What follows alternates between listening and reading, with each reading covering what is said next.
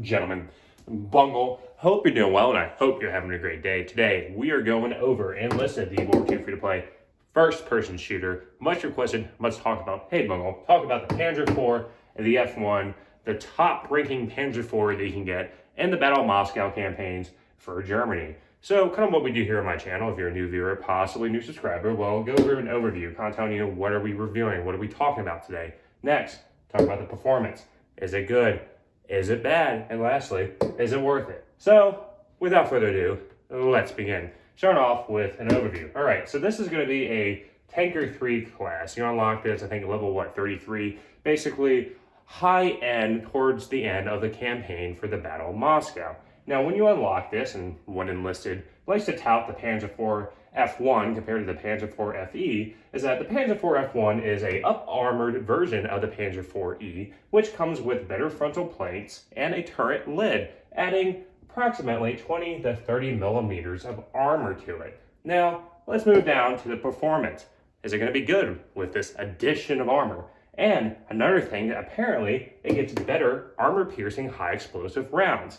Well, here's my thing. The Panzer IV F1, what does it really do differently than a Panzer IV E? Well, it still has a 75 millimeter gun. It still has a 7.92 millimeter coaxial machine gun. It doesn't have heat at all. And if you want to use heat, high explosive anti-tank rounds, which is arguably probably the best round in the game to use, especially if you're playing Moscow, is to take out your credit card and swipe it for the Panzer IV E premium tank that, for some reason, carries high explosive anti-tank. But if you look at the Panzer IV F1, let's say on its sister game, War Thunder, look down in the rounds it uses, what do you see there? High explosive anti-tank. So this is again a quote pay-to-win feature, in my opinion, calling it what it is, that they are locking a Panzer IV E with high explosive anti-tank round around a paywall, whereas here, you're going to be stuck with high explosive and armor-piercing high explosive rounds. So this raises the question, can this compete against a T-50, a T-28? Well, it's not going to perform as well with lacking a high explosive anti-tank round as a Panzer IV E premium would. A high explosive anti-tank round goes through any armor, regardless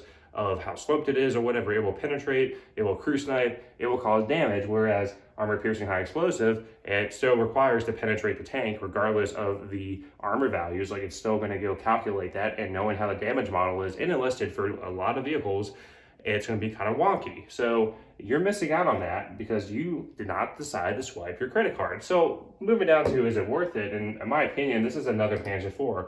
Sure, you can take this out in your lineup with the Panzer IV E, the Tanker 2 class, and with this tank, so you have two Panzer IVs, and if you want to go full wallet warrior mode, you can go ahead, because the aircraft really in the Battle of Moscow campaign aren't really that good in my opinion, you can go take out a Panzer IV E, a Panzer IV F1, and the Panzer IV E Premium, and basically have an armada of Panzer IVs, because you have up to 3 vehicles, especially with Premium, and buying more crew slots, that you can have a spam of Panzer IVs harassing the enemy team. My general performance when playing this tank is it does exactly everything that the Panzer IV E would do, minus not having high explosive anti-tanks. The armor on it, in my opinion, isn't any different. They can tap the 20 to 30 millimeter armor, but really, in my opinion, I was still able to get knocked out by 45 millimeter guns. So I don't really see what the intent was with adding the Panzer IV F1, and they added high explosive anti-tanks to it, then I can kind of understand that as an alternative for players that didn't decide to swipe a credit card. So, like I said, it's just another Panzer IV.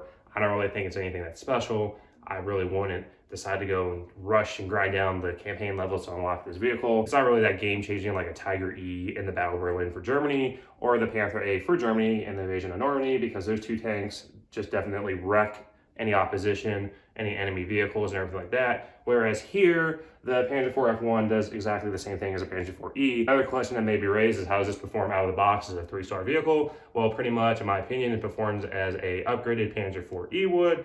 There really isn't any drawbacks. It's very quick, very agile. It can move a turret really easily as well, so I don't really have a problem taking this tank out at all stock. If you reach this point in the video, new viewer, possibly new subscriber, well, I hope today is the day that earn a subscription. Having a sub and mash that like button does help me with the YouTube algorithm. Returning sub, returning viewer, let me know your thoughts. Comment down below for suggestions for future videos. Other than that, take care.